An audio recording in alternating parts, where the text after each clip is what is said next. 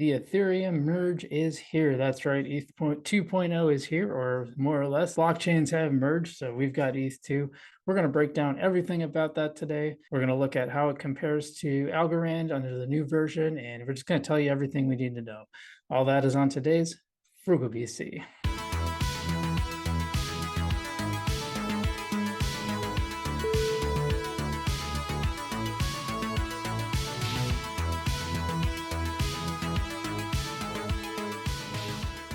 What is up, guys? Today we are talking about ETH 2.0, the Ethereum merge.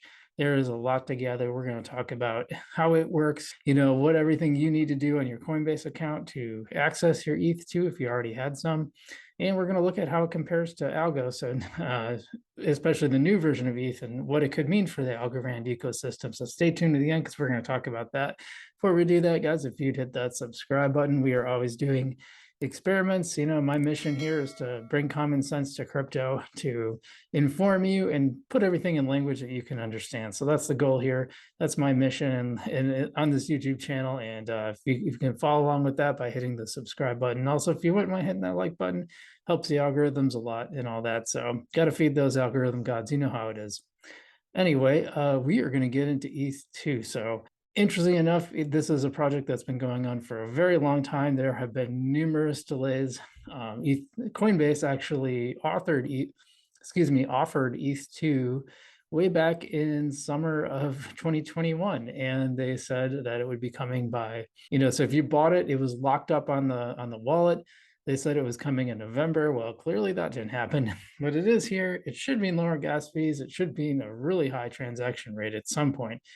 In the future, it's supposed to reach 100,000 before all this is done. Everything is not done. There's more to do for ETH2, but the main merge from the new proof of stake blockchain is here. So let's get into that. I'm going to share some stuff. So I'm going to start off with the Forbes Advisor has Ethereum 2. The Ethereum merge is complete.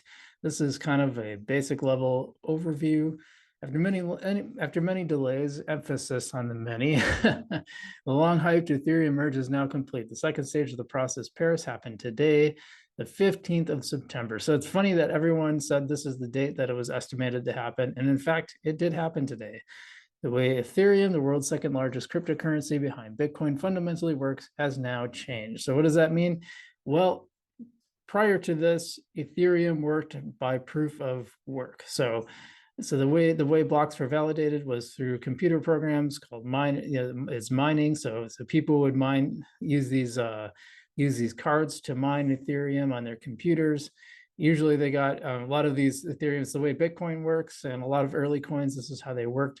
And what that uses a lot of electricity. It's very energy intensive, and usually in the early days, people could do it like on their laptops and stuff, and then it grows and grows and gets to the point where you need huge server farms that only large corporations and other entities can afford, and move to Ethereum as proof of stake. Now, what does that mean? That means nodes are validated by people staking their coins to the network. And this is what's cool about this is anybody can do this. As you know, if you guys are in Algorand, you do this already. It was proof of stake from day one.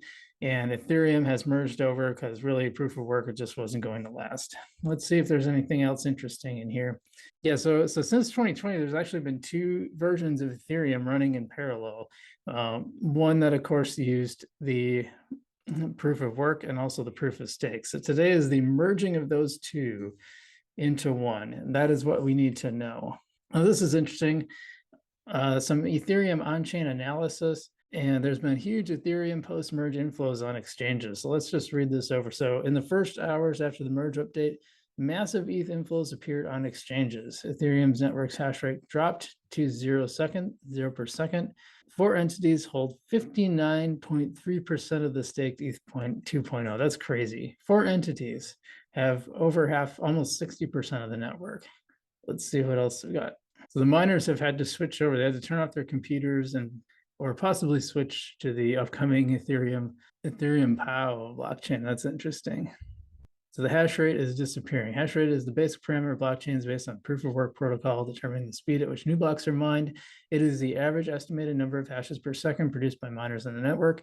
The more commuters are connected to the network, the faster the calculations are done. With Ethereum's transition to proof of stake protocol, it was expected that Ethereum's hash rate would drop and eventually reach zero. Indeed, this happened. It already reached it today, so that happened really fast. As the merge update went into effect, a record amount of ETH flowed onto exchanges. According to data from Glassnode, nearly 1.5 million ETH were transferred to exchanges in just 24 hours, and that represents almost 1.5 million ETH. Last time such large ETH inflows were recorded was February 2019. That's 3.5 years ago. So we've seen a lot of people putting their ETH on exchanges. One reason why they might be doing that is now you can earn staking rewards, and we're going to get into that. We're going to look at Coinbase and how that works on there, because it's not as easy as you might think. So naturally, this led to a surge in ETH balances on exchanges. Of course, it quickly returned to the March 2022 level and currently stands at 22,600,000 ETH. So that's very interesting. And there have been speculations on Twitter about the reasons for such a sharp increase in ETH on exchanges. Usually increased inflows of an asset are a signal that investors intend to sell it. Therefore, many expected a rapid decline in the price of ETH, and it has been going down. In fact, I can switch over to Coinbase.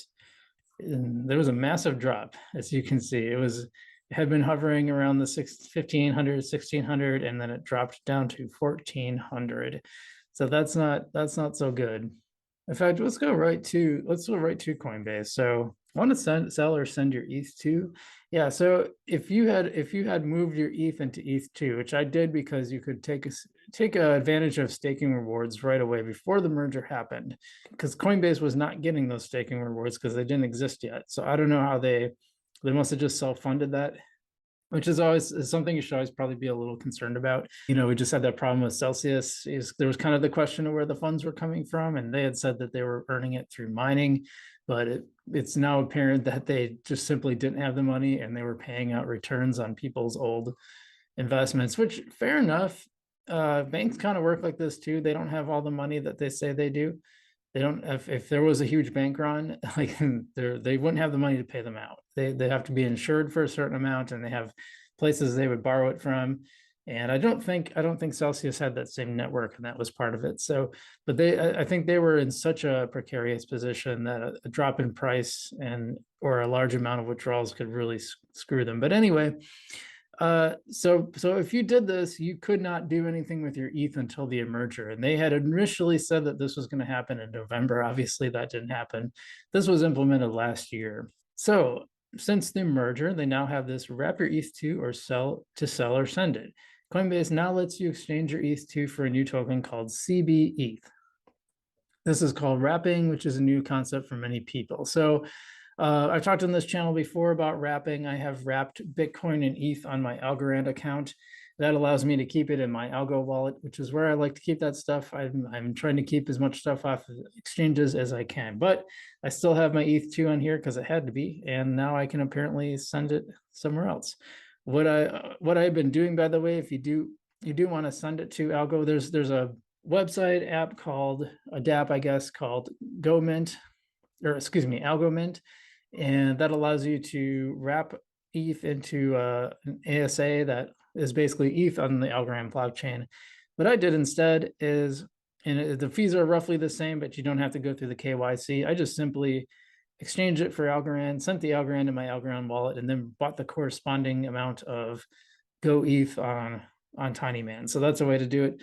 But if you want to do this, you can wrap it. And what you'll do is you'll go from ETH2 to staked ETH, and you just put the amount of money in you want to do that. Let's learn a little bit more about this. I just saw that FAQ. Oh yeah, here's the FAQ. So CB ETH is a utility token that represents Ethereum 2, which is ETH staked through Coinbase.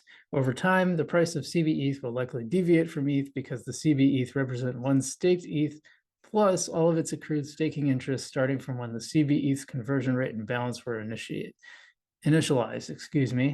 CB ETH is minted exclusively by Coinbase. CB ETH can be sold or sent off platform, while ETH2 will remain locked up in a future protocol upgrade. So yeah, basically you can send it. If you want to send it, you make it this, because it's not, ETH2 isn't fully finished yet, but they at least have a way to send it.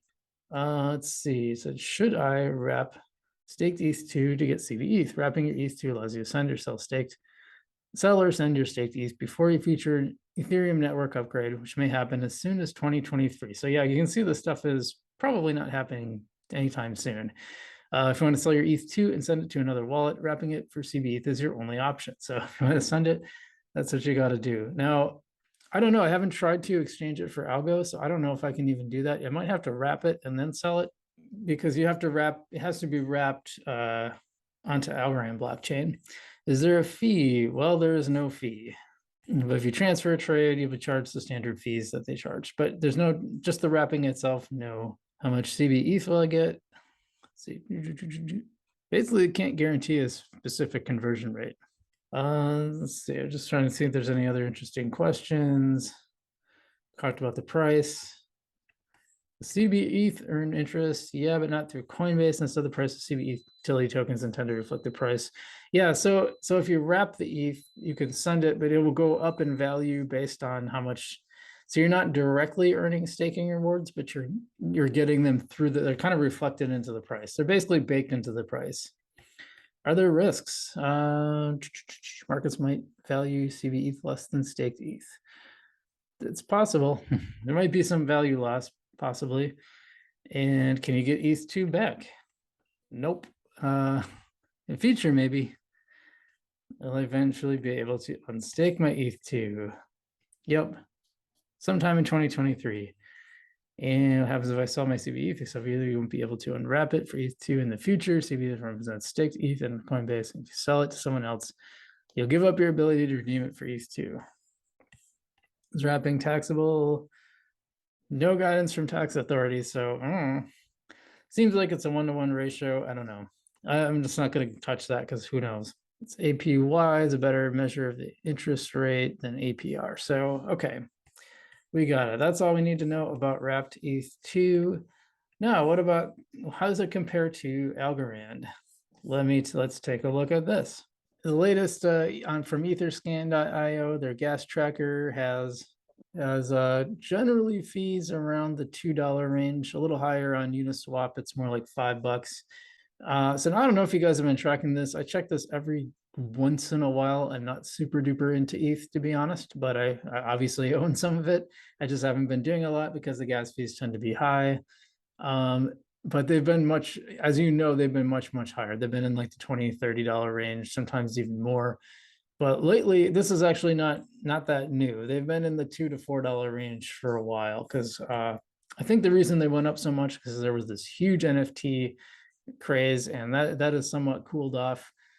Especially, I think the OpenSea scandal that they had affected that a little bit. So it's been in the $2 range. So how does this affect Algorand? Well, right now, not that much, because even though $2 is quite a bit lower than it had been in the past, it's still not a 0.003 algo or 2 algo or whatever it ends up being.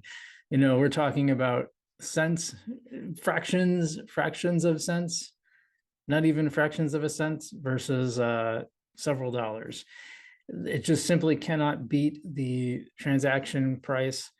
Will this go down? It's possible. Supposedly, once Ethereum is all said and done, the speeds are supposed to reach 100,000 transactions per second, which is quite fast. We're getting into credit card territory because they do quite large volumes at a very fast speed. Now, Algorand was around 2,000 transactions per second. The new recent upgrade, has put that up to 6,000, which is very, very fast. Now, it's possible Ethereum at some point could actually increase to the point where it overtakes Algorand, but then who knows? Maybe Algorand will have an upgrade that'll beat it. It's interesting that the Algorand upgrades are like not that big a deal. For one, they don't seem to get a lot of press, but they also don't seem to be dragged out. they just kind of get done. Maybe it's because I haven't been following it as closely. The ETH merge is just sort of all over, and we've all heard about it, but it seems like they want to do an upgrade, and they just do it. I always thought it was strange that Vitalik Buterin, when I heard him talk about ETH, and this was back when the gas fees were like $40, $50 or higher, it didn't seem very, very bothered by that. It didn't seem like there was a lot of urgency to address that. Maybe it's because he knew that this was coming, but it's so far delayed. If you had a business where your prices were $50 more than your competitors, you'd want to address that right away because your competitors have a huge leg up, as they do, as Algorand did. I mean, it just works so much faster. Now, Ethereum it just has the network effect. It has the time in, so it's bigger. It's the first thing people think of to use it. But Algorand, it's just so much easier to use, so much faster. The projects I've all done, like everything's super transparent. You just don't get caught up in the same ways that you do with Ethereum. Ethereum, the main wallet to use is MetaMask. There's probably better wallets out there, I imagine, but I hate MetaMask. I can't stand it. It's one of the worst wallets I've ever used. It's just terrible. It's unintuitive. It's everything you don't want it to be. I'm a big fan of the MyAlgo wallet, and I like to pair one too. I have them paired together. They work really well. I do have a video on that, by the way. So long run, I think Algorand's going to be fun. Now, if Ethereum becomes usable, I'm not opposed to using both. So as I've said on this channel, this is not an Algorand channel. I just mostly use Algorand because their projects have so far, they tend to do what they say, they tend to work. There's been some rug pulls. We cover those. We're always very honest about everything, and there's issues with all of them. But I think a lot of the reason is very engineer driven, and they don't always think about the user experience. But that's been getting a lot better, honestly. A lot of the projects I've been reviewing lately have been just much better in that regard. So I think Algorand's going to be fine. I don't think they have to worry about Ethereum. It's always going to have its place. But like I said, if Ethereum turns out to actually start working, I'm on board. I'll try it out. I'll try it out again. I'll give it some chance. What do you guys think about Ethereum? If you're Algorand people, let me know what you think about Ethereum. Would lower gas fees if they actually got in line with Algorand? Would you try stuff on Ethereum that you're not doing right now, or not? Ethereum people, how are you feeling about this? Would you try another blockchain besides Ethereum? I'm curious to hear that too. Leave your comments below. Try to answer everything. So whatever you leave, I will try to respond to. I usually get to all of them. And thanks so much for watching, guys. As always, stay safe out there, hodl, and do your research. And as always, I'll see you in the future.